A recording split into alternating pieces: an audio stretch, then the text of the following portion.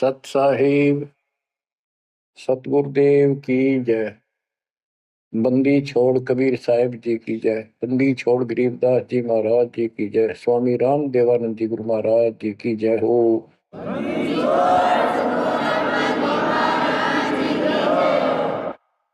सर्व संतों की जय, सर्व भक्तों की जय, धर्मी पुरुषों की जय। श्री काशी धाम की जय, श्री सुडानी धाम की जय, श्री क्रोथा धाम की जय, श्री बरवाड़ा धाम की जय। सत साहिब कबीर दंडवतम गोविंद गुरु बंधु अर्जन सोई। पहले भय प्रणाम तिन नमो जुआगे ओए। कबीर गुरु को की जय, दंडवतम कोटि कोटि प्रणाम। कीट न जाने रंग को यो गुरु कर है आप समान। बच्चों, मानुष जन्म परमात्मा की कृपा से आपको प्राप्त है। मनुष्य जीवन के अंदर मूल उद्देश्य केवल भक्ति करना और मोक्ष कराना होता है। इसके लिए सर्वप्रथम गुरु की आवश्यकता होती है। सर्वप्रथम गुरु की, गुरु पूर्ण हो, तत्व ज्ञान प्राप्त हो और संपूर्ण भक्ति मोक्ष मार्ग यानी सभी मंत्र सत्य हों। फिर भक्त मर्यादित रहे, समर्पित रहे, आसानी से मुक्ति प्राप्त कर सकता है। अब जैसे धर्मदास जी का प्रसंग चल रहा है, तो आप देख रहे हो कितनी अच्छी आत्मा, परमात्मा के चाहने वाली, कति कुर्बान। और जैसा उस अज्ञानी गुरु ने मार्गदर्शन किया, कति अटूट श्रद्धा। सेवक तो ऐसा ही हो, पर गुरु ऐसा ना हो जो जीव को कर्म कांड में उलझावे। अब इस कथा से आपको अपने आप बहुत कुछ बातें समझ में आएंगी कि आपको कैसे पूर्ण सतगुरु प्राप्त है, अध्यात्म ज्ञान प्राप्त है, संपूर्ण मूल ज्ञान जो आज तक छुपा के रखना था। और अब भी आप नहीं समझ सके उस परम पिता की महिमा को और इस गंदे लोक के यथार्थता को, तो फिर परमात्मा आपको कौन सी भाषा का प्रयोग करे जिसे तुम समझ सकते हो।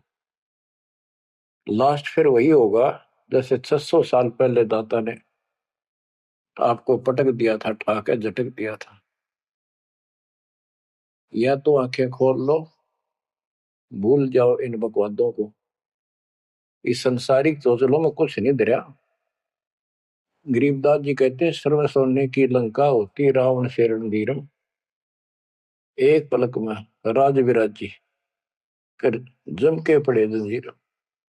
इतने ठाठ बाट थे, सिद्धियां थी, आकाश में चला जाता था, पुष्पक विमान ऊपर से छीन के लाया था कुबेर से।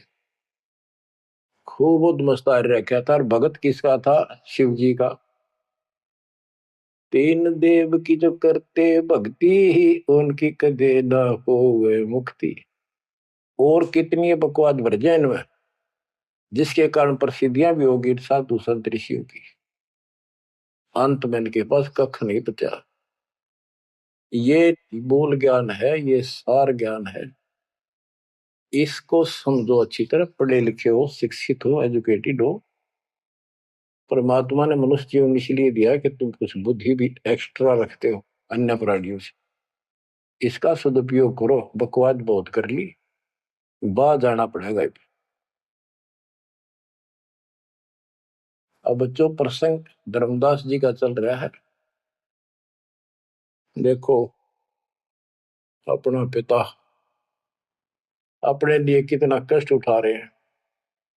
एक जीव को काल की दलदल से बाहर खींचने के लिए कितना कुछ उन्होंने किया। बालक की तरह पीछे पीछे फिरे, कहाँ जंगल में, कहाँ किसी दरिया पे, कहाँ किसी तालाब पे, कहाँ कहाँ कष्ट वो मालिक उठाया उन्होंने। वो कहते हैं 2 दिन मेरी शरण हो, ताका हो मैं दास, केल गिर लग गया फिर उगत धरती आकाश। जैसे राजा अम्बरीश था, उसके पीछे लग रहे थे, लेकिन हम नहीं समझते जब हमारे पास 2 पैसे हों, या 14 काल की छोटी सी राजा था, भगत बतेरा था, यज्ञ बहुत करता था, वाह हो रही थी, पिछले संस्कार भी अच्छे थे। तो संस्कार कब बने, जब कभी कबीर साहब की शरण में था, जैसे कलयुग में हो तुम। अब ये जो रह जाएंगे ना, पार हो गए सो हो गए। भक्ति अच्छी करते हैं क्योंकि सत्साधना मिल गई। एक सांस की कीमत कितनी गजब की है, इसकी बहुत वैल्यू है। पार ना हुए तो फिर ये नो फंस जाएंगे काल के। इनको स्वर्ग में रखेगा, देवता बनावेगा, उड़ा माचे माचे आन देंगे, फिर राजा पृथ्वी बना देगा। पृथ्वी पा के फिर ये पिछले पुलों के कारण ठाठ तो होने हैं, और भक्ति भी करेगी आत्मा, क्योंकि पीछे भक्ति की चास पड़ी हुई है इसको। तो भक्ति गलत करें जाएंगे, लाभ नारे हुए दिखेंगे। यो काल का भयंकर जाल है। मालिक फिर भी अपने बच्चे के साथ रहता है, फिर भी उनको राह दिखाने की चेष्टा करता है, किसी न किसी रूप में अपनी सच्ची भक्ति फिर से बताने की चेष्टा करता है। मानते हैं ना मानते वो अलग बात है। फिर राजा जनक हुआ अम्बरीश का जीवन पूरा करके, राजा जनक का पूरा करके फिर स्वर्ग गया। स्वर्ग में जाते समय लूट लिया काल ने। बिना विवेक वेख जो धारा क्षोभ करते हैं, सो भी बिना विवेक के न्यू नाश करते हैं। उड़ा दया भाव दिखा दी, वो अपने पुण्य दे दिए। आप फिर नंगड़ होकर पृथ्वी पर आ गया, सारे पुण्य वहां खत्म कराया, आधे आधे ऊपर स्वर्ग में भोग लिए, और फिर पृथ्वी पर आ गए। पहले राजा था 2 जीवनों में, राजा अम्बरीश वाली आत्मा। अम्बरीश राजा, राजा जनक सीता का पिता। और फिर हुई आत्मा बाबा नानक बनी, खुद नौकर लगा के नवाब किया। जब इस स्थिति में आ गया, कति हैंड टू माउथ हो गए, तब दाता फिर मिले अपने बच्चे को। फिर राह दिखाने की चेष्टा की, खूब वाद विवाद किया। ने बोला आंखा देखो तो मानो, आंखा भी दिखाया जब जाकर माना। बच्चों ऐसे आज आपके साथ खड़े कर रहा दाता देख कहां सिर के होने लग रही है, अभी तुम नहीं समझ पा रहे व्हाट इज दिस। इसका नाम है कबीर भगवान। इसको कहते हैं सक्षम समर्थ परमात्मा।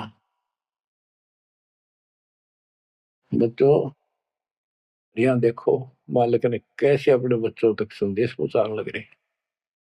काल ने जुल्म करने में कसर नहीं छोड़ी, पर यूं भी तो उसका बाप है। और देखो अपने बच्चों को कैसे अमृत छकाने लग रहे। इन क्रियाओं को देखकर ये विश्वास कर लेना चाहिए कि आप समर्थ की शरण में आ चुके हो। द्वार धनी के पड़ा रहे, धक्के धनी के खावे, 100 काल झकझोरी कर द्वार छोड़ जाओ। ईब तुम इतना जरूर कर दियो, और कुछ ना बने तो इतना रहियो, मालिक की शरण से दूर मत होना। चाहे दुखी दिखो, चाहे सुखी दिखो, ईब के आपका सतलोक में अगला कदम है बस, नथिंग एल्स। दूसरी बात नहीं है। पर होगा उनका जो मर्यादित रहेंगे, समर्पित रहेंगे, तन मन धन सब तेरा, ये कहने से नहीं, करना होगा। काल जाते आज ले चलो दाता, रखियो अपने चरण में। तो बच्चों फिर जब तक चाहोगे तब तक जीवन दे देगा आपको, जब तक चाहोगे। लेकिन अंत में एक ऐसा आप पे प्रेरणा हो जाएगी आपको, और आप ही कहोगे कि दाता ले चलो बस, बस बहुत हो ली। तो कहते हैं जीव इतना जोखिम नहीं, मरा जब निशंक मरे, परमात्मा कहते हैं। तो वो हमारा मरना नहीं होगा, हम तो मेले से बजावांगे।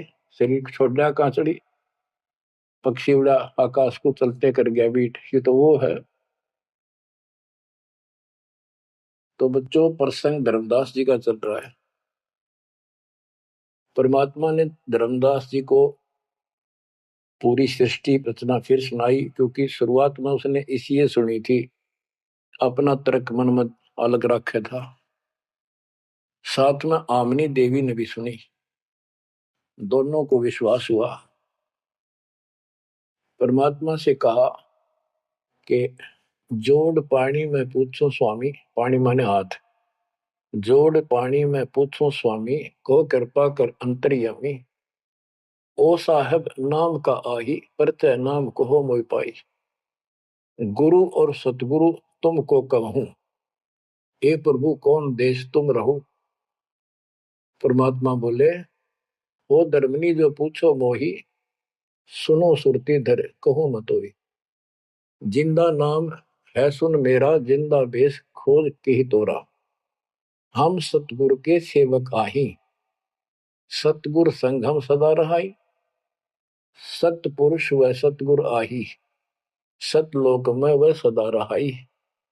सकल जीव के रक्षक सोई, सतगुर भक्ति काज जीव होई। सतगुर की भक्ति से जीव के सब काम ठीक होंगे। सतगुर सत्य कबीर सो आही, गुप्त प्रगट कोई चिन्ह नाही। सतगुर आज जगत तन धारी, दासा तन दर शब्द पुकारी। काशी रह परख हम पावा, सत नाम उन्मोहि दर डावा। परमात्मा अपने को छुपा के कहते, परमात्मा तो सतलोक में रहता है और वहां से चलकर आया हुआ है। अब वो सतगुरु सत कबीर काशी में है। वो प्रगट है, गुप्त है। प्रगट का अर्थ है कि सामने बैठा है, गुप्त ऐसे है कि उसको कोई पहचान नहीं पा रहा। सतगुरु आज जगत तन धारी, उस सतगुरु ने, सतपुरुष ने, पूर्ण परमात्मा ने जगत में आके ये कबीर रूप धारण कर रखा है। और काशी रहे पर खम पावा, वो काशी में रहते हैं, हमने उनको पहचान लिया। सत नाम उन्मोहि दर डावा। ये सच्चा नाम, सच्चा ज्ञान, सही विधि उसने मुझे बताई। यम राजा का सब छल कीना, निरख परख यम सो भीना। तीन लोग को काल सतावे, ताको ही ये सब जग ध्यान लगाओ। तीन लोग को यू काल परेशान कर रहा है, दुर्गति कर रहा है तीन लोग की, सब प्राणियों की, और उनका ये ध्यान लगावे। ब्रह्मदेव जाको वेद बखाने, सोई है काल कोई मर्म न जाने। जिसको ब्रह्म भगवान के है ना, गुरु ऋषि, वो वही तो काल है। तिनके सुत अहि तिर देवा, सब जग करे उनकी सेवा। इनकी पूजा करते, ये उसके पुत्र है तीनों। तिरगुण जाल ये जग हुंदाना, जाने ने अवसल पुरुष पुराना। जाकी ई जग भक्ति कराई, अंत काल जीव को सोए दर खाई। जिसकी ये भक्ति करते हैं, काल की, ब्रह्म की, या इनके तीनों पुत्रों की, अंत समय वो इनको खावे। सब जीव सतपुरुष के आही, ये सारे प्राणी उस सतपुरुष कबीर साहब के हैं। यम दे धोखा फांसाता ही, प्रथम भय असुर यमराई। बहुत कष्ट जीवों के लाई, दूसरी काल कला पुन धारा। धर अवतार असुर से हारा। जीवन बहुविध कीन पुकारा, रक्षा कारण बहु करे पुकारा। जीव जाना ये धनी हमारा, दे विश्वास पुनः धर अवतारा। अब ये बताना क्या चाहते हैं परमात्मा। हिरण्यकशिपु, उसको काल ने पैदा किया, उसने उद्मस्तारे भगत को सताया, हाहाकार मची सारी जनता में। तो परमात्मा ने आकर उस राक्षस को मारा और विष्णु रूप दिखाना पड़ा, क्योंकि कबीर साहब को जानते नहीं थे। बच्चों, भगत का रक्षक केवल कबीर साहब है। प्रहलाद भगत था, प्रहलाद विष्णु जी का उपासक था। इस भक्ति को यहां तक लाने के लिए दाता ने आगा पीछा कुछ नहीं देखा, ना अपनी महिमा की आवश्यकता समझी। यदि वो महिमा चाहे तो काशी में 120 वर्ष रहे एक निर्द्वंद भाई की लीला में, वो 1 मिनट में कुछ भी कर सकते थे, दुनिया पीछे हो लेती, पर ये इस मार्ग में चला नहीं। तो क्या बताते हैं कि विष्णु रूप धारण कर लिया, विष्णु भी खुश हो गया। लोग कहें विष्णु जी ने रक्षा कर दी, विष्णु जी ने रक्षा कर दी। अब ये काल का जाल नो ऐसे अड़ा रहा। अब कबीर साहब ने इसको उसी तरीके से समझाने की चेष्टा की है, अपना रोल निकाल दिया बीच में। कबीर साहब समझाना चाहते हैं कि एक तरफ तो काल ने राक्षस बनाए, फिर तुम कहते हो विष्णु ने नरसिंह रूप धार करके और हिरण्यकशिपु को मारा, इसलिए विष्णु की महिमा बन गई। अब लोग विष्णु के चिपक गए, इसको भगवान मान कर पूजन लाएंगे। हीरो हो गया यूं, जैसे पिक्चरों में देखो हीरो दो चार रन गढ़ दे, बस वाह वाह वाह के जो है ना, इन करिश्मों को देखकर, चमत्कारों को देखकर इनका चिपक गए। ये सब काल का जाल है, परमात्मा ने इससे कोई लेना देना नहीं। परमात्मा चाहते थे इन भक्तों की आस्था बनी रहे, काल चाहता है ये नास्तिक हो जाए। प्रमाण के लिए परमात्मा से जब वार्ता हुई, इसने विवाद किया, तकरार करी, प्रथम बार आए। आखिर में लास्ट में जब सारी मन्नत मंगवा के वचन भरवा के ने बोला कि सबको उल्टा मार्ग लाऊंगा, गलत साधना पर दृढ़ कर दूंगा, देवता, तीर्थ, व्रत, मंदिर इनकी पूजा होगा और किसी को कोई यहां से निकलने नहीं दूं, कि ये साधना करेंगे आध्यात्मिक लाभ होए को नहीं, आप नास्तिक हो जाएंगे। आप देख लो वर्तमान में गांव के गांव बहुत अच्छी आत्मा के लोग हैं, स्त्री पुरुष, लेकिन भगवान से दूर हो चुके, इसलिए हो चुके हैं कि इनकी साधना करते करते रुकती रही है, वो साधना ठीक नहीं है। तो यहाँ परमात्मा धर्मदास की वो आंखें खोल रहा है कि जिनको तुम भगवान मान रहे हो ये ऐसे काल जाल कर रहा है। एक तरफ तो ये कंस, केसी, चाणूर और पूतना जैसे, जरासंध जैसे बना दिए, उधर से कृष्ण बना कर भेज दिया न मारने खतर, इनको मारने के लिए। कृष्ण ने वो मार दिए, कृष्ण चौधरी पाक गया, भगवान बन गया। अंत में कृष्ण भी मरा और नरक में जागा, जिसे कर्म करा या भोगने पड़ेंगे। अब बच्चों ये सारा खेल यू है, पीएचडी लास्ट पॉइंट है। जैसे एक राजा सेना को आदेश देता है दुश्मन से युद्ध करो, तो सैनिक का कर्तव्य बन जाता मरूं या मिटूं, और जाके खड़ा हो जाता है लेकर बंदूक मोर्चे पे। तो सैनिक सच्ची आत्मा से होते हैं और वो दुश्मन के छक्के छुड़ाने के लिए अपना जीवन न्यौछावर कर देते हैं, आमने सामने मोर्चा संभाल लेते हैं।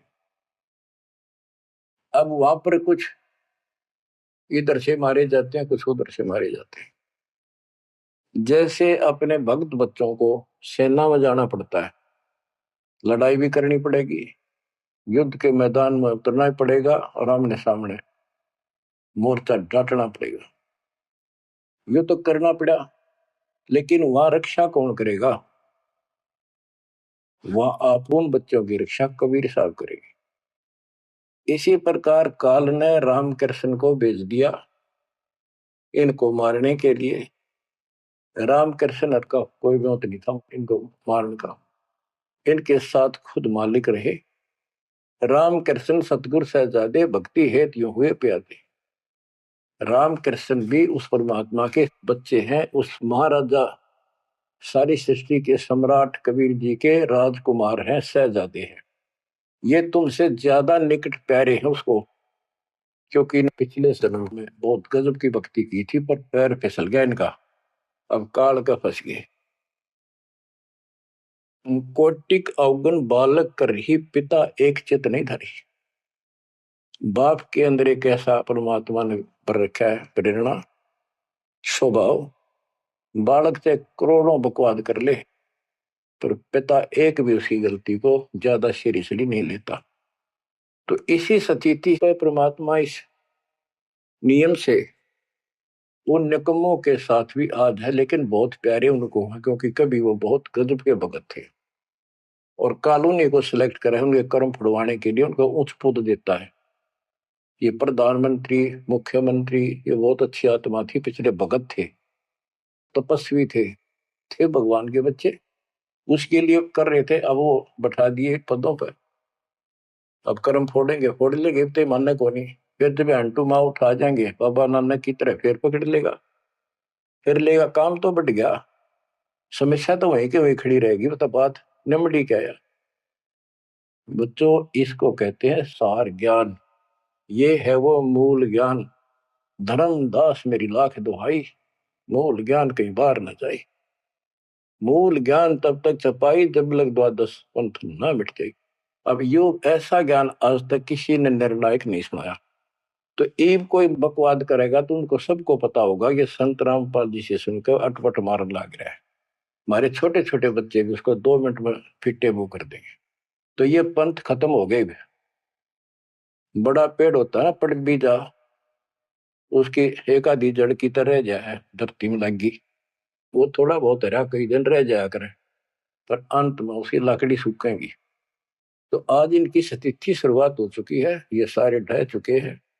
मालिक के तूफान इस ज्ञान के सामने इनका कोई औकात बची नहीं है। अब तुम ध्यान दो जिसके ऊपर ये मालिक गजब की रजा कर रहा है, इसको हल्के में ना लो। तुम ज्यादा सीरियस बनो, समर्पित रहो। औरों से न्यारा सुख धरती पे देगा आपको, लेकिन इस सुख में माचना नहीं, परमात्मा को भूल ना जाना। मालिक की तरफ ज्यादा आवे, सुविधा दे दी, गाड़ी दे दी, सेवा में आवे, सेवा में लावे, बकवादा में कहीं नहीं जावे, तो राम राजी रहेगा, कबीर साहब आपका खुश रहेगा। तो परमात्मा ये बताना चाहते हैं, जीव जाने ये धनी हमारा। जैसे विष्णु कृष्ण राम हो, ये भगवान थे न, देख किसी तो कंस मार दिया, केसी मार दिया, रावण मार दिया, हमने के पल्ले पड़ा उसको मार लेते। हमने तो युरा पाया, ये कुछ बात बनेगी। प्रभुता देख के न विश्वासा, अंत काल पुन धर करे गिरासा। या प्रभुता देख के इनकी राम कृष्ण के बड़े हीरो थे, न्यों कर दिया, लोगों ने इनको भगवान मान दिया। ये बते डपली पीटन लाग रहे हैं। द्वापर देख कृष्ण की रीति, परमात्मा कहते हैं तू कृष्ण जी का भगत है, सुन ले कृष्ण की नीति अनीति। आप मानते हो कृष्ण ने गीता बोली, पहले तो गीता में उसको भगत बनाया, धार्मिकता सिखाई, और गीता का पाठ अर्थ बतलाया, और फोन उनको कहा युद्ध कर, युद्ध कर, तुझे कोई पाप नहीं लगेगा, और पीछे वो पाप लगा दिया। हिमालय में जाके गड़ो, अश्वमेध यज्ञ करो, तुमने बंधुघात किया इसलिए पाप लगे। और जब जिस समय महाभारत समाप्त हो लिया युद्ध, और युधिष्ठिर को राजगद्दी दे दी गई, तो बच्चों युधिष्ठिर को भयंकर शोपन आने लगे। मरे हुए आदमी दिखे, सर कटे आदमी चलते दिखे, खावन पीवे सारी रात बैठ के काटे। द्रौपदी ने देखा, उसने अपने अन्य पतियों को बताया, अर्जुन को, भीम को, आदि को, कि ऐसी स्थिति आपके भाई की है। यू ना सोता ना आपको बताता, ये कुछ दिन का मेहमान है। तब सारे चारों भाइयों ने खड़े होकर उनसे प्रार्थना लगाई कि कोई बात बताओ, क्या आप हमें अपने भाई नहीं समझते? कोई कष्ट है, संकट है तो हम आपके साथ हैं, आप अकेले क्यों दुख पा रहे हो? हमें शेयर करो। कुछ दिन तक कुछ नहीं किया, फिर आखिर में बता दी कि ऐसी स्थिति है मेरी। फिर क्या होता है, जब ऐसा संकट आता है, अपने गुरु से ही बात करते हैं। श्री कृष्ण जी के पास गई, श्री कृष्ण जी को सारी स्थिति बताई कि हमारे भाई को ऐसे ऐसे समस्या होगी, कोई समाधान बताओ। तब वो कृष्ण जी कहते हैं कि तुम्हारे को जो युद्ध में तुमने पाप किए, बंधुघात किए, भाई मारे, भतीजे मारे, वो पाप लगा है, और इसके लिए एक अश्वमेध यज्ञ करो, उसकी शर्त बताई थी। अर्जुन उस समय स्तब्ध रह गया कि ये, और कृष्ण उस दिन तो कह था तुम्हें कोई पाप नहीं लगा तो निश्चिंत होकर युद्ध कर ले, मैंने सारे मार रखे, तो तेने मत बुलाना। आज ये पाप कहां से आ गए? विवाद करना इसलिए उचित नहीं समझा कि जब मैंने ये पॉइंट उठा दिया, भाई मेरा इलाज नहीं करा होगा, क्योंकि उसमें करोड़ों रुपए लगने थे उस धर्मयज्ञ के अंदर। और युक्ति ने सोचेगा भाई खुश नहीं है, मेरा इलाज कराना है, ये मर जाएगा, इतना धर्म कर्म का पक्का है। तो अर्जुन ने अपने सब्र का घूंट पिया, अपने दिल की झाल डटी और जैसा कहा वैसे यज्ञ करवाई। उस यज्ञ में शर्त थी कि एक पंचायन संघ अलग से रखा जाएगा कि एक आश्रम सा बना के साफ सुथरी स्वच्छ स्थान पर एक अलग से उसका स्टैंड बना के, और सब महापुरुष देवता पृथ्वी के ऊपर के लोक स्वर्ग लोक के सारे बुलाओ, और सब पृथ्वी के जीव ब्रह्मा विष्णु महेश सबको न्योता दे दिया। 56 करोड़ यादव, 12 करोड़ ब्राह्मण, 88,000 ऋषि, 33 करोड़ देवता, और ये सारे आगे। सबने भोजन खा लिया और शंख नहीं बजा, यानी यज्ञ संपूर्ण हुई नहीं। यज्ञ पूरी ना हुई तो पाप कटे नहीं, वो दुख नो का नो रहेगा। तो इतना खर्च हो चुका और बात वहीं की हुई, कोई ट्रीटमेंट नहीं। श्री कृष्ण ने भी खाना खा लिया। उस समय युधिष्ठिर ने पूछा, भगवान अब कैसे बात बनेगी, सब ने भोजन खा लिया। तब कृष्ण जी ने बताया, क्या तुमने इधर एक संत है, उसका ये सुदर्शन नाम है, वो एक गुरु भक्त है, उसको निमंत्रण नहीं दिया। भीम की ड्यूटी थी, सेवा थी उस साइड में निमंत्रण बांटने की। भीम से पूछागा, भीम ने बताया कि मैं गया था पर वो गलत बोला। उसने कहा कि तुम्हारे से तो कसाई भी अच्छा, तुमने इतने मानस मार दिए, वो विधवा बहन सैनिकों की आज तक टक्कर मार कर हो रही है, तुम बैठ के मौज कर रहे हो, नरक में पड़ोगे जाके। तुम्हारे अन्न खाकर नरक में जाना क्या मैंने? पहले मुझे ऐसी ऐसी 100 अश्वमेघ यज्ञ का फल दो, तब मैं तुम्हारा टूक तोड़ू। कृष्ण बोला, फिर आपने क्या कहा? मैं के कहूं था जी, उसने फिर कह दिया, बताओ ना मन्ना, ये तेरे बिना कि हमारी यज्ञ अधूरी रह जाएगी, श्री कृष्ण जी हमारे साथ। तब भगवान बोले, सारी बात बिगाड़ दी, तुम चलो। पांचों को रथ में बैठा के लाया, उनकी कुटिया से कम 1 योजन यानी 12 किलोमीटर दूर रथ रोक दिया। वहां से पैदल चल के आए नंगे पैरों। उस दिन क्या था, सुदर्शन जी ने अपने गुरु परमात्मा खुद कबीर साहब करुणा में नाम से प्रकट थे द्वापर में, उनके वो शिष्य थे, उनको सारी बात बताई। परमात्मा को पता था फेर आऊंगे, काम तो उनका होना को नहीं। तो सुदर्शन जी से बोले, तुम घूमन फिरन चला जा किते, वो फेर आओगे। कि सुदर्शन जी तो चले गए भ्रमण पे, परमात्मा उनका रूप बना के वहां बैठी की कुटिया में। जब वह सारी टीम पहुंची कृष्ण वाली, जाते ही श्री कृष्ण ने दंडो प्रणाम की। साथ में पांचों पांडवों करनी थी। परमात्मा ने पूछा, है जगदीश, ये 3 लोक के मालिक, या कैसे आना हुआ गरीब की झोपड़ी पे? तो श्री कृष्ण जी ने कहा, आप जानी जान हो, इन्होंने ये पांडव हैं, ये भीम है, ये युधिष्ठिर है, सारी इंट्रोडक्शन कराई। ये आपको निमंत्रण देने आए हैं, इनके यज्ञ में प्रसाद पाओ ताकि इनका कल्याण हो। सुदर्शन जी बोले कि भाई मैंने इस भाई से कही थी, देखो खड़ा मोटा, मेरी बात शर्त पूरी कर दो, तो मैं आज तैयार हूं, नमक हो नहीं चलो। तो श्री कृष्ण जी बोले, जी आपकी वाणी है, कबीर संत मंडल पहुंचा दिए, तजमाया अभिमान, जो जो कदम आगे रखे ओ एक समान। ये दाता वहां से चलकर कहां से चले थे, आप तो सारे कदम जानते हो, और 12 किलोमीटर तय, 1 योजन तक हम कति पैदल आए हैं। यहाँ से वहां तक हमारे जितने कदम एक यज्ञ बनाए बताए आपने। हे दाता 100 आप लेखा ला दो, बाकी हमारी जोड़ी में डाल दो। साधु भूखा भाव का, धन का भूखा ना, ने बोला वे चलते। जब पहले भीम आया डींग मारा था, जब सुदर्शन जी ने ये कहा कि तुमने इतने आदमी मार दिए, ऐसा जुल्म कर दिया, भीम बोला, युद्ध ऐसे नहीं जीता जाता, एक का गदा मारो था 6 मरे थे। तो परमात्मा ने उसकी फड़क निकालनी थी, कुछ परिचय देना था कि इसमें कुछ है। परमात्मा बोले, सुदर्शन रूपधारी कबीर साहब के भीम पहलवानिया मेरी माला तार के दिए, देख खुट्टी व टंगरी।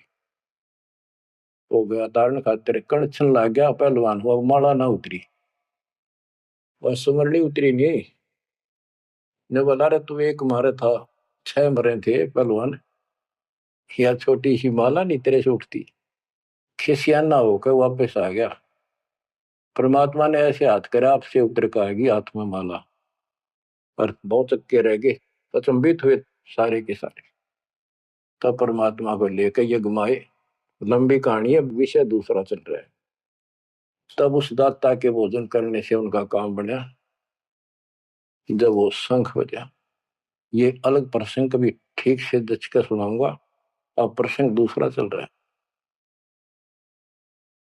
परमात्मा कह रहे हैं धर्मदास तेरे कृष्ण की कुनीति सुन ले एक तरफ तनियों का था तेरे पाप ना लगे और फिर पाप बताए दिए उन पापों को धोने के लिए जो विधि बताई उससे भी बात ना बनी वो भी समर्थ सक्षम हम थे वहां पर हमने की और बच्चों वो पाप नहीं थे वो पाप तो थे लेकिन वो प्रेत बाधा थी वो जो सैनिक मरे थे विधवा रो रही थी वो सैनिक उसने तंग कर रहे थे प्रेत बने हुए वह प्रेत बाधा भी कृष्ण तक नहीं ठीक हुई बच्चों गरीबदास जी कहते तुम कौन राम का जपते जपन ताते कटे ना ये तीनों ताप ये 3 ताप के तहत दुख था उनको और वो पाप तो न्यो के न्यो रखे रह गए ओए होए अरे कोयल के बच्चों ईब तक पकड़ दो अपने माँ की वाणी को क्या कहना चाहते हो अब 20 कागाड़ा के साथ रहोगे क्या आप क्या बताते हैं गीता पाठ का अर्थ बतलावा पुण्य पाछे बहु पाप लगावा बंधु घात दोष लगावा पंडों के बहुकाल सतावा पांडवों को काल ने खूब परेशान किया और अंत में क्या हुआ जब दुर्वासा जी ने श्राप दे दिया कि जैसे कृष्ण जी के पुत्र प्रद्युम्न और 2 4 5 और बच्चे मिलकर दुर्वासा जी द्वारका की बनी में बैठे थे तपस्या कर रहे थे कुछ दिन के लिए कहीं कहीं रुक जाते थे वो पता चला कि बड़ा पहुंचा हुआ संत सिद्ध आ रहा है द्वारका के बच्चे श्री कृष्ण को समर्थ मान चुके थे किसी ने कंस मार दिया केसी राक्षस मार दिया चाणूर मार दिया और उसे काल्यवन मार दिया तो इन्हों सोच रहे थे कृष्ण तो ऊपर धरती पे कोई सही नहीं उन्होंने मजाक सूझ गए वह किसी संत साधु का आदर नहीं करते थे इस कारण से हमारे साथ कृष्ण हमारा कोई कुछ नहीं बिगाड़ सकता तो उन्होंने शरारत सूझी के नो कहे दुर्वासा भूत भविष्य वर्तमान त्रिकाली बता दिए तीनों काल की जानता है चलो इसकी परीक्षा लेंगे एक प्रद्युम्न का पेट पर कढ़ाई बांध दी छोटी सी लोहे की और लेडीज कपड़े पड़ा दिए गुजरिया वाले ऐसा दिखा दिया जाके जैसे बच्चा पेट में गर्भ है इसका यो पूछने गए महाराज इनका कई साल में दया करी दाता ने 12 साल हो गए बयान अब ये जानना चाहते हैं कि इनका लड़का हो गया लड़की बड़े उतावले हैं आप भूत भविष्य की सारी जानो दुर्वासा जी ने देखा ध्यान लगा के ताकि बकवाद करना रहे गुस्से में होकर ने बोला या 2 कुल का नाश होगा इस तरह ना लड़का हो ना लड़की हो और आंख लाल करी बाज लिए बच्चे थे सब ना के बता पता चला यानी उस दुर्वासा के श्राप का कृष्ण तक बात गई कृष्ण जी ने समाधान बताया कि इस कढ़ाई ने घिसा के चूर्ण बना के प्रभास क्षेत्र में डाल दो जमुना में ऐसा कर दिया गया फिर भी श्राप न्यो का न्यू रह गया वो श्राप वो द्वारका में उद्मस उतर गया अचानक बालक मर गया अचानक कोई और दिक्कत आ गया छोटी सी बात पर लट्ठम लट्ठा रोज झगड़े होने लग गए कृष्ण जी के पास फिर गए यू कारण क्या है बताओ भगवान इसका समाधान बताओ किसी ने किसी की बात नहीं सुधारी यू कौन सा पाप सेध गया नगरी का कृष्ण जी बोला भाई जो दुर्वासा का श्राप है ये दुखी कर रहा है इसका समाधान है, तुम जाके वहां जमुना में स्नान करो प्रभास क्षेत्र में, जहां पर वो कढ़ाई के कंड डलवाए थे चूरे बना बना के। उसमें एक कड़ा घिसा नहीं था कढ़ाई का, पूरा ना घिसा, थोड़ा बहुत घिसा, चमकीली सी वस्तु होगी, वो मछली ने खा ली। एक बालिया नाम का मछियारा था और साथ में शिकारी था। वो मछली पकड़ी, वो आगे उसने काट के देखी, उसमें चमकीली धातु थी। उसका अपना तीर का एरो बनवा दिया, आगे का ऐसा विषाक्त करके जहर में बुझवा के। और जो कण थे जो कढ़ाई के बताते उनके सरकंडे जाम गए, बूढ़े बूढ़े, उनके तीखे पत्ते गजब के तलवार जैसे। और कृष्ण जी ने कहा सारे स्नान करो वहां जाके, तुम्हारा युद्ध शराब खत्म हो जाएगा। वहां बोले सब बच्चे नर, कोई ना बचे, गर्भ न छोड़ के, छोटे छोटे नवजात शिशु भी साथ ले गए, कदे इन पर शराब ना रह जाए। और वहां जाके सारे लड़न लाग गए, पाड़ पाड़ के वो पठेरे सरकंडे एक दूसरे को मारे, तलवार का काम करना कर शुरू कर दिया। कट का मर गए 56 करोड़ यादव। फिर कृष्ण जी एक पेड़ के नीचे बैठ गए, उस पार दीग वो सारे दिन शिकारी ने, कि बालिया कौन था, ये बाली वाली आत्मा थी जो त्रेता युग में श्री राम ने वृक्ष की ओट लेकर मारा था। उसका अपना बदला लेने के लिए उस वो बालिया नाम का जीमर बना, शिकारी बना, श्री राम श्री कृष्ण बना वो आत्मा। वो उसके पैर में तीर मार के श्री कृष्ण मारा। उससे पहले श्री कृष्ण ने बचे हुए बताओ आप हमारी याद दो जाके काल कर रहेंगे दुर्गति। फिर आके लेट गया जब वो मारेगा। मरने से पहले उसने वह संदेशा भेज दिया था, पता था कि सारे मरेंगे। तो पांचों पांडव वहां पहुंच गए। कृष्ण जी बस तड़पन लाग रहे थे। उनको बता दिया भाई यहाँ कोई आदमी बचा नहीं है, इन लेडीज को सारी को ले जाना, या लोग इनकी दुर्गति करेंगे, तुम अपने वहां रखना सुरक्षित। और तुम जाके हिमालय में चले जाओ, वहां रहो भूखे प्यासे तप करो, और वहां गड़कर मर जाओ, वापस ना आई। तो पूछा जी कारण क्या है, हम अभी तो राज मिला, 20-30 साल हमने राज मुश्किल से किया है, तब आप कहते हो राज त्याग के वहां से ले जाओ, इसका कारण क्या हो गया, क्या गलती बन गई कि तुमने जो युद्ध में पाप किए थे वो पाप तुम्हें दुखी कर रहे हैं, वह तप करने से समाप्त हो जाएंगे। तब अर्जुन को कहना पड़ा कि भगवान आप ऐसी स्थिति में हो, मुझे कहना तो नहीं चाहिए पर मैं रोक भी नहीं सकता अपने आप। पहले तो आप कह रहे थे गीता में कि ऐसे ऐसे तेरे को पाप नहीं लगेगा, और ये पाप हमारे सिर पर धरती है। फिर भाई के अश्वमेध यज्ञ कर पाप खत्म हो जाएंगे, वो पाप फिर भी रह गए। तब मैं बोल नहीं पाया, आज मैं रोक नहीं पाया। या तो इसका उत्तर दे दो ना, मेरा जीना भी दूभर हो जाएगा शेष। तब उसने बताया भाई मन ना बेरा मन के गीता में कहा था, और के कुछ तेरे को बोल रहा था।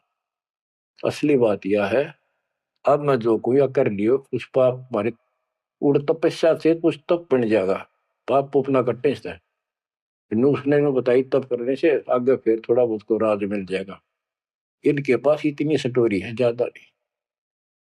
तो बच्चों देखो काल का जाल। उसका अंतिम संस्कार से ही कृष्ण का करके वो चले गए। और अर्जुन ने एकलन छोड़ गए कि एकला योद्धा है, कोई खतरा नहीं, सब लेडीज को लेकर चाल पड़ा गोपियों को। रास्ते में बिल्लों ने पकड़ लिया, उन्हें पीटा इस अर्जुन को। गोपियां लूट ले गए, लड़कियां ठा ले गए रामजादे। और इसको धनुष साथ ले रहा था जो महाभारत के युद्ध में जो उद्मस्त आ रहा था। वो उठा तक ढीसते, तब रोवा खड़ा खड़ा कि इस कृष्ण ने तुम्हारा नाश कर दिया, सारे हमारे साथ धोखा किया। जब नाश कराना था युद्ध में, मानस मरवाने थे आदमी, जब तक ताकत दे दी, अब मैं खड़ा खड़ा पड़ा। गीता भी यही कहती है, बलवानों का बल मैं हूं, बुद्धिवानों की बुद्धि मैं हूं। यहाँ परमात्मा कबीर जी बताते हैं युग कृष्ण नहीं, युग काल इनका बाप ये जुल्म करे भाई, इनको पता है नहीं हो क्या रहा है। धर्मदास ये बातें सुनकर चक्कर में पड़ गया, मुंह का नहीं देखे देखे, आंख भी नहीं झपके। ये भगवान कभी सौ की सौ सच्ची, सारी बात बिड़ा करते। देखिए धोखे बैठे थे, साथ में आमनी बैठी, दोनों टेक टेक सुने मालिक के अमृत वचन। ये परमात्मा हम रोज सुना करते, मेरी तरह पत्थर पड़ गए थे कल। आपके क्या गुण गाओ मालिक, कैसी आंख खोल दी मेरी। परमात्मा कहते और सुन ले। अब क्या है, हिमालय में चले गए सारे पांडव, और वहां सारे मरते गिर जाते गए। तो कहते हैं जब ये पहुंचे ऊपर, तो युधिष्ठिर बाद में मरा, और तो सारे बर्फ में गड़ गए, बर्फ में पैर गड़ जाते कहीं। लेकिन युधिष्ठिर का अंगूठा अंगूठा गला, बाकी शरीर जो का तो रहा, मर गयो भी गया। जब ये ऊपर गया, वो पहले जो चले गए थे मर मर के, चारों पांडव और वो उनकी मां कुंती, द्रौपदी, वह सारे नरक में ठोक रखे। यो पहले स्वर्ग ले जाएगा, फिर इसको कुछ समय नरक में डालना था, क्योंकि इसने धर्मदास झूठ बोली थी युधिष्ठिर ने। कौन सी झूठ बोली थी कि अश्वत्थामा मर गया। द्रोणाचार्य गुरु का बेटा अश्वत्थामा था। द्रोणाचार्य इतना सूरवीर था, अगले दिन उसने युद्ध में उतरना था, और कृष्ण जी को पता था, उसने बता दिया था जयो आ गया ना द्रोणाचार्य तुम्हारे सामने, एक नहीं छूटेगा, इतना धनुषधारी है। तो इसका इलाज ये है कि युधिष्ठिर झूठ बोल दे, और की नहीं मानने का। पहले कईया ने जाके कहा, नो कह दो कि इसका बेटा अश्वत्थामा मर गया, तो यो उस पुत्र मोह में इतना पागल हो जाएगा, इस पर हथियार नहीं उठेंगे, और युद्ध तक करेगा, पर यू हार जाएगा, मारा जाएगा। तो द्रोणाचार्य को सबने कहा जाके कि अश्वत्थामा मर गया। दूत भेजे गए दूसरी सेना में, तो द्रोणाचार्य बोले मैं विश्वास ना करूं, तुम झूठ बोलते हो। अगर युधिष्ठिर कह देगा तो मैं सच्ची मानूंगा। तो दूसरे कह तुम मार दिया तो फेंक दिया ठागा मैंने। युधिष्ठिर को तैयार किया गया कि तू या झूठ बोल। वो मना कर गया कि नहीं तो दिक्कत हो जाएगी, और मैं झूठ नहीं बोल सकता। फिर एक अश्वत्थामा हाथी का नाम था, जैसे पशुओं के नाम रख लेते हैं ऐसे। वो अश्वत्थामा हाथी मार दिया। श्री कृष्ण बोला आप ये कह देना कि अश्वत्थामा मर गया, मंदी आवाज में कह दिए मेरा ना हाथी था, हाथी या मनुष्य। युधिष्ठिर इस बात पर राजी हो गया, क्योंकि अगले दिन नाश कर रहा था उसने। तो मन में दोष तो आया उसके, झूठ बोल दी जाके कि आचार्य जी अश्वत्थामा हिते, संस्कृत में नो कंते। द्रोणाचार्य का तो बुरा हाल हो गया, चक्कर आने लग गया कि अश्वत्थामा मर गया। फिर मंदी आवाज में कह दिया नर व कुंजर। नर था या कुंजर हाथी, पता नहीं नर था या कुंजर। अब वो नर कुंजर कड़े सुना था तो पागल होकर गिर गया। तो उसके कारण उसको नरक में भेजना था कुछ समय के लिए। तो युधिष्ठिर ने पूछा कि मेरे भाई कहाँ गए, स्वर्ग में। तो उनको बताया कि उन्हें पाप करे थे महाभारत में, और भी जितने पाप कर रखे थे वो सारे के कारण नरक में गए। तो युधिष्ठिर बोला कि मुझे उनके दर्शन कराओ, मैं देखना चाहता हूँ।